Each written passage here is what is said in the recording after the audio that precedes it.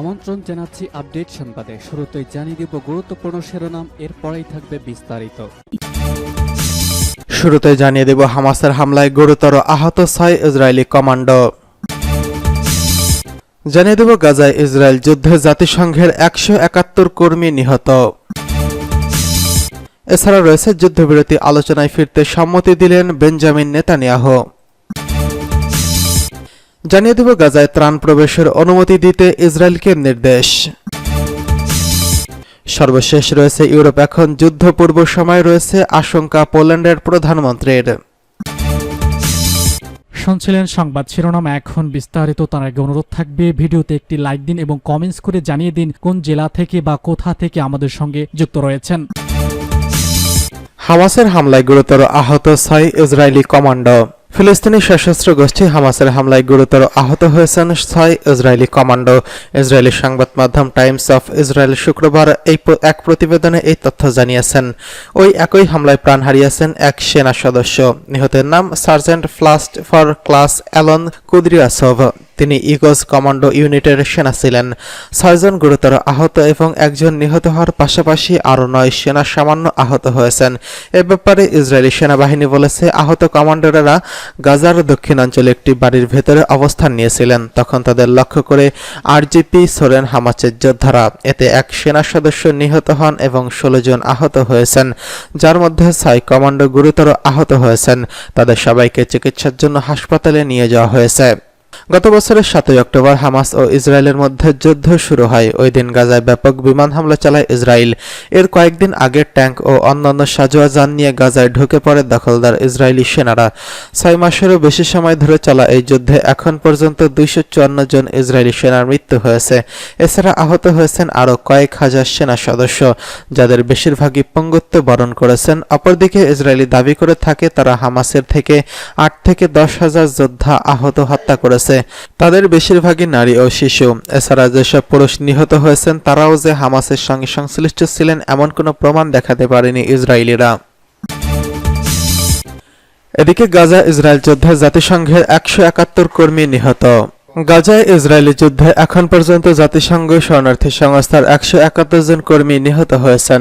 সংস্থাটির প্রকাশিত প্রতিবেদনে বলা হয়েছে, গত বছরের 7 অক্টোবর থেকে চলতি বছরের 25 মার্চ পর্যন্ত গাজা উপত্যকায় চলমান ইসরায়েলি যুদ্ধের সময় জাতিসংঘের ত্রাণ ও শরণার্থী সংস্থা UNRWA এর 171 জন কর্মী নিহত হয়েছেন। এ সময় ইসরায়েলি বাহিনীর গাজায় থাকা একাধিক UNRWA এর সেবা দেওয়া স্থানগুলোতে লক্ষ্যবস্তু করেছে, হামলা করেছে ইসরায়েল। সর্বশেষ গত 14 মার্চ গাজা উপত্যকার নুসিরাত শরণার্থী শিবির একটি খাদ্য সহায়তা বিতরণ কেন্দ্রে ইসরায়েলি হামলার লক্ষ্যবস্তুতে পরিণত হয়েছিল, যেখানে 8 জন প্রাণ হারিয়েছেন। যে সময় গাজার স্বাস্থ্য মন্ত্রণালয় জানিয়েছে, ইসরায়েলি বিমান হামলায় 5 জন সেনা সদস্য নিহত হয়েছেন। তবে ইসরায়েলি সেনাবাহিনী বলেছে তারা নির্দিষ্ট হামলা চালিয়ে হামাস কমান্ডারকে হত্যা করেছে। ইসরায়েল নিহত ওই ব্যক্তিদের মোহাম্মদ আবু হাসনা হিসেবে শনাক্ত করেছেন। ইসরায়েলের অভিযোগ, তিনি রাফা এলাকায় হামাসের সামরিক শাখা কমব্যাট সাপোর্ট অপারেটিভ ছিলেন। এছাড়া গাজার স্বাস্থ্য মন্ত্রণালয়ের এক কর্মকর্তাদের দেওয়া নিহত 5 জনের নামের তালিকা এই নামের একজন ব্যক্তিও রয়েছেন। রাফা শহরে বর্তমানে আনুমানিক 15 লাখ ফিলিস্তিনি অবস্থান করছেন এবং বিপুল সংখ্যক এসব মানুষ ইসরায়েলের আক্রমণ থেকে বাঁচতে গাজায় অন্যান্য স্থান থেকে রাফাতে এসে আশ্রয় নিয়েছেন।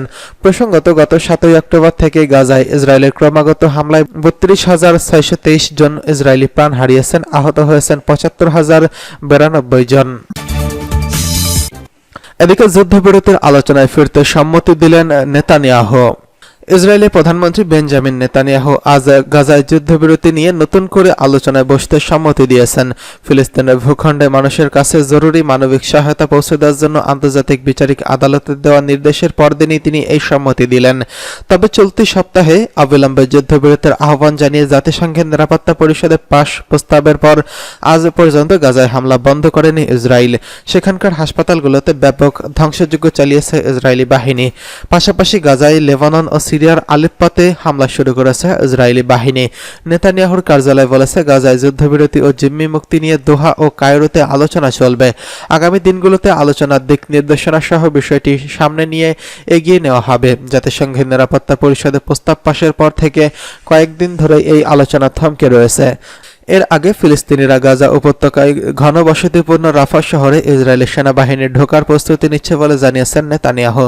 গাজায় ফিলিস্তিনি স্বাধীনতাকামী সংগঠন হামাসের হাতে জিম্মি থাকা ব্যক্তিদের মুক্ত করার প্রসঙ্গে তাদের স্বজনদের এই কথা জানিয়েছেন নেতানিয়াহু। তিনি বলেছেন, একমাত্র সামরিক চাপই তাদের মুক্তি নিশ্চিত করবে। একই বিবৃতিতে ইসরায়েলের প্রধানমন্ত্রী বেঞ্জামিন নেতানিয়াহু বলেছেন, আমরা গাজা উপত্যকার উত্তরাঞ্চল ও খান ইউনুস জয় করেছি, এবার দক্ষিণের রাফা অঞ্চল অভিযান শুরু করব। এদিকে গাজায় ত্রাণ প্রবেশের অনুমতি দিতে ইসরায়েলকে নির্দেশ। জাতিসংঘের শীর্ষ আদালত দুর্ভিক্ষ এড়াতে ইসরায়েলকে গাজায় নিরবিচ্ছিন্ন ত্রাণ প্রবাহ চালুর নির্দেশ দিয়েছেন। খবর বিবিসির। সর্বসম্মত সিদ্ধান্ত অনুযায়ী আন্তর্জাতিক বিচার আদালত আইসিজে বলেছে, ইসরায়েলকে বিলম্ব ছাড়াই জরুরি ভিত্তিতে গাজায় প্রয়োজনীয় মৌলিক পরিষেবা এবং মানবিক সহায়তা প্রবেশের অনুমতি দিতে হবে। কয়েক সপ্তাহের মধ্যে গাজায় দুর্ভিক্ষ দেখা দিতে পারে, এমন সতর্কতার পর আদালতের এই আদেশ এলো। তবে ইসরায়েল সাহায্য বন্ধ করার অভিযোগে সম্পূর্ণ ভিত্তিহীন বলে অভিযোগে আখ্যা দিয়েছেন। আদালতের আদেশের প্রতিক্রিয়ায় ইসরায়েলি পররাষ্ট্র মন্ত্রণালয় বলেছে, জাতিসংঘ সহ অন্যান্যদের সঙ্গে মিলে তারা গাজায় স্থল, সমুদ্র ও আকাশপথে ত্রাণ সরবরাহ বজায় রাখতে কাজ করে যাচ্ছে। তারা নতুন নতুন উদ্যোগ নিয়ে আসছে। মন্ত্রণালয় আরও বলেছে, গাজায় বর্তমান পরিস্থিতি এবং যুদ্ধ শুরুর জন্য হামাস দায়ী। গাজায় গণহত্যামূলক কর্মকাণ্ড প্রতিরোধ ব্যবস্থা নিতে জানুয়ারিতে ইসরায়েলকে আদেশ দিয়েছিল দ্য হেগের আন্তর্জাতিক আদালত। এই আদেশে আরও জোরদারে আবেদন জানিয়েছিল দক্ষিণ আফ্রিকা। এরপরে নিরবিচ্ছিন্ন ত্রাণ প্রবাহ চালুর নির্দেশ এলো। আইসিজের আদেশ আইনত মানা বাধ্যতামূলক, তবে এই আদালত আদেশের বাস্তবায়ন করতে পারেনি। এদিকে ইউরোপ এখন যুদ্ধপূর্ব সময় আছে বললেন পোল্যান্ডের প্রধানমন্ত্রী। ইউরোপ এখন যুদ্ধপূর্ব সময়ে অবস্থান করছেন বলে জানিয়েছেন পোল্যান্ডের প্রধানমন্ত্রী। রাশিয়ার কাছে ইউক্রেনের পরাজিত হলে ইউরোপের কেউ নিরাপদ বোধ করতে পারবেন না। পোল্যান্ডের প্রধানমন্ত্রী ডোনাল্ড টাস্ক এমন সতর্কবার্তা দিয়েছেন। ইউরোপীয় গণমাধ্যমকে তিনি বলেছেন, আমি কাউকে ভয় দেখাতে চাই না, কিন্তু যুদ্ধ এখন আর অতীতের ধারণা নয়। যুদ্ধ এখন বাস্তব এবং এটি 2 বছরের আগে শুরু হয়েছে। ইউক্রেনে চলমান রাশিয়ার ক্ষেপণাস্ত্র হামলার মধ্যেই তিনি এমন মন্তব্য করলেন। রাশিয়া গত কয়েক সপ্তাহে ইউক্রেনে বোমা হামলা বাড়িয়েছে। ইউক্রেনের বিমান বাহিনী বলেছে, তারা 58টি ড্রোন এবং 26টি ড্রোন ক্ষেপণাস্ত্র ভূপাতিত করেছে। প্রধানমন্ত্রী ড্যানিয়েল শামিহাল বলেন, পশ্চিম, মধ্য ও পূর্বের 6টি অঞ্চলে আঞ্চলিক জ্বালানি অবকাঠামো ক্ষতিগ্রস্ত হয়েছে। ইউরোপীয় কাউন্সিলের সাবেক প্রেসিডেন্ট টাস্ক বলেন, রাশিয়ার প্রেসিডেন্ট ভ্লাদিমির পুতিন এরই মধ্যে কোনো প্রমাণ ছাড়াই মস্কোর ক্রোকাস সিটি হলে জিহাদি হামলায় এবং ইউক্রেনকে দায়ী করেছেন। স্পষ্টতই তিনি ইউক্রেনের বেসামরিক লক্ষ্যবস্তুতে ক্রমবর্ধমান সহিংস হামলাকে ন্যায্যতা দেওয়ার জন্য প্রয়োজনীয়তা অনুভব করছেন। তিনি উল্লেখ করেছেন, চলতি সপ্তাহের শুরুর দিকে রাশিয়ার প্রথমবারের মতো দিনের আলোতেই হাইপারসনিক ক্ষেপণাস্ত্র ব্যবহার করে কিয়েভে হামলা চালিয়েছে। গত বছরের শেষের দিকে পোল্যান্ডের প্রধানমন্ত্রী হিসেবে যোগ দেওয়ার পর তিনি এই প্রথম নিজের বিদেশি সাক্ষাৎকারের প্রতিরক্ষা জোরদারে ইউরোপীয় নেতাদের প্রতি আহ্বান জানিয়েছেন। ইউক্রেনের জন্য জরুরি সামরিক সাহায্যের আবেদন জানিয়ে তিনি সতর্ক করেছেন, যুদ্ধের পরবর্তী 2 বছর সবকিছুর সিদ্ধান্ত নেবে। টাস্ক বলেন, দ্বিতীয় বিশ্বযুদ্ধের পর এখন আমরা সবচেয়ে বেশি সংকটময় মুহূর্তে অবস্থান করছি।